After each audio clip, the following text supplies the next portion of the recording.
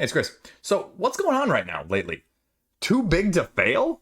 Part two? You know, you heard me talk previously about several other big crowdfunding publishers that had some trouble, if you remember that video. Well, we're going to do a part two because lately there have been some other issues from well-known, one slightly less, one slightly more recent, the other spanning a little bit more of bridging time, and why this is interesting to talk about, but also slightly concerning as well, because it's a trend that we've seen.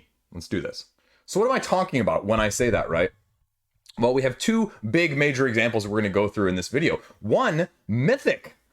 Mythic, the Simon Light, if you will, following their model for the past few years of the heavy miniature deluxeification based dungeon crawl adjacent games, is having a lot of financial trouble.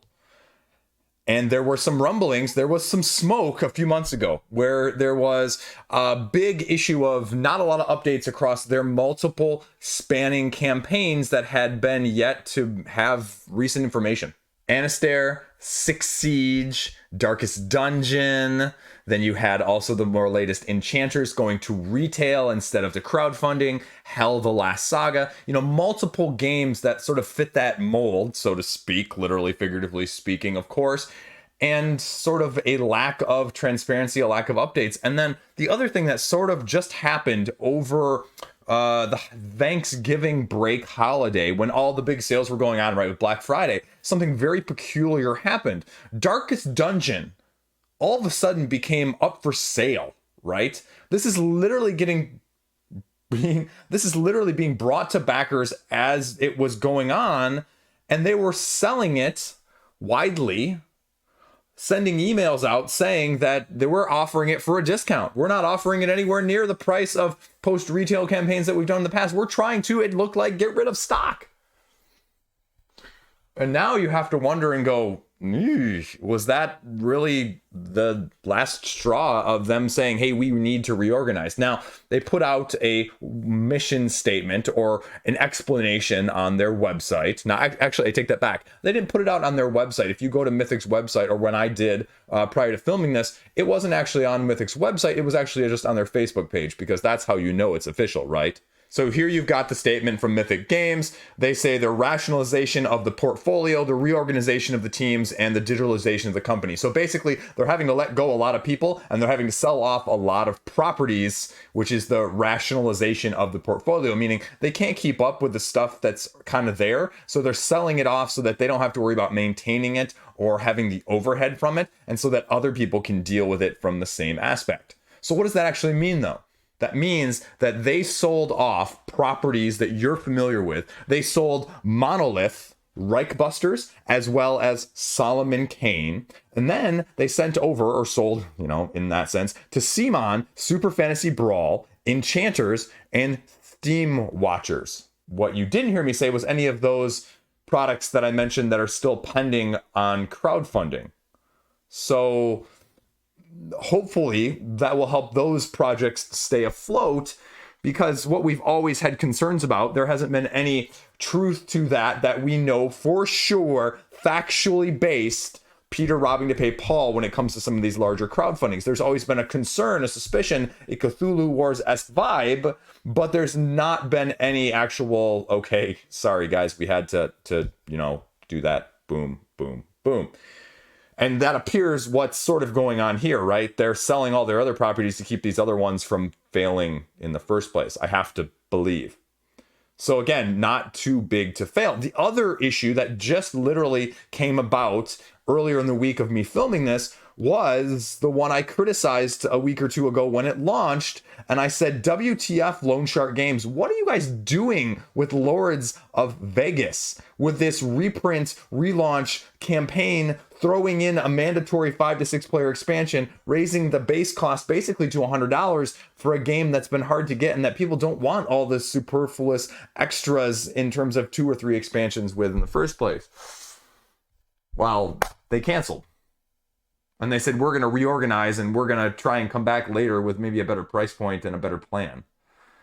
But that's also been sort of Loan Shark's kind of issue in the past too. I mean, one of the biggest disappointments I had was Apocrypha.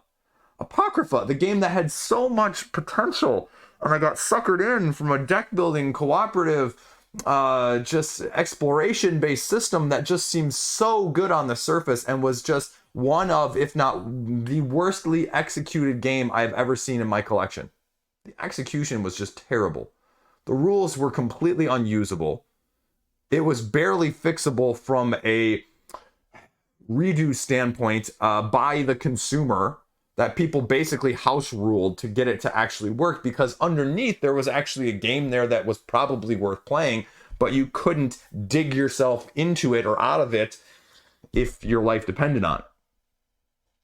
And now we have sort of this Lords of Vegas thing as well. And to be clear, this was not like low funding, right? $90,000 of their $100,000 funding goal. So again, what were the expectations? The expectations that a game that you're bundling in and making people get a 5 to 6 player expansion in is going to get $250,000 or $300,000 or $500,000 in the first week or two?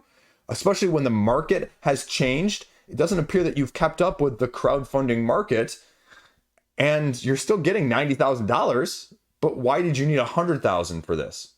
That was the other weird thing. And now there were a few slights from the previous campaign with some stock issues. So there was a previous campaign fulfilling issue as well. About 150 backers didn't get their game from the first time around. So they're going to be waiting even longer now, it seems. So they say that they're rebooting here right at the top of the page. You don't even have to go to an update because people want it for a lesser price. Well, duh. You didn't have to do a survey to find out that people were like, hey, I don't want to pay so much for this. Right? Other changes. Now, who knows what that's going to entail, though, otherwise. And, it'd be one thing if it was just Lords of Vegas, and then, again, game that really can't be screwed up in terms of being thought of as a classic. If it was just Apocrypha, right? But the one previously that, again, I got sucked in by the Penny Arcade theme with Thornwatch. You can't even give that game away nowadays. It's a terrible game. Save it for what you will. That's my opinion again. But that seems to be the trend of things is, where's the head at in terms of bringing this, knowing where the market is. Again, sending a survey out to see if people want to pay less for a game that doesn't require you to get the... Anyway, you know what I'm saying there. But this is the concerning thing, right? We're seeing more and more of this. And the companies that are willing to adapt, the companies that are willing to think outside the box, the companies that are still willing to incentivize people to get their game and not just assume that people are going to get their game regardless, are doing well. And some of these others, for various reasons, are still running into bumps because of the lack of adaptation or the lack of just transparency. And it's hurting people. And it's hurting people on both sides, because I'm guessing there's going to be some unhappy people with the Mythic side of things too.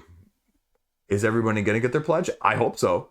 I have no reason not to believe so at this point, but it just makes you concerned that, again, like I said at the beginning, these are not unknown games. These are not unknown publishers, and they're much larger than a lot of the other ones that you probably have backed otherwise on crowdfunding.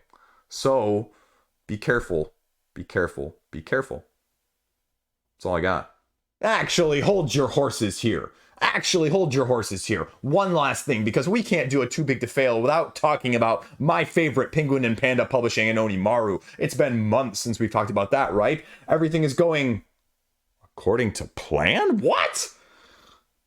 They sent out an extra set of promos. They finally got a pre-production copy, and they are supposedly, I think we've heard this a couple times, so take it for what you will, but, having a pre-production copy is saying something.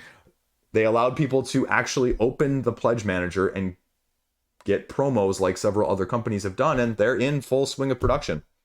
So check in after the new year to see what other tales I can regale to you about where the ominous voyage of Onimaru is from that side of things. Okay, now that's truly all I got. So now you can peace out, stay classy, have a great day. See you around. I couldn't not do it at the end, folks. I just couldn't not do it in an update video like this. So there you go.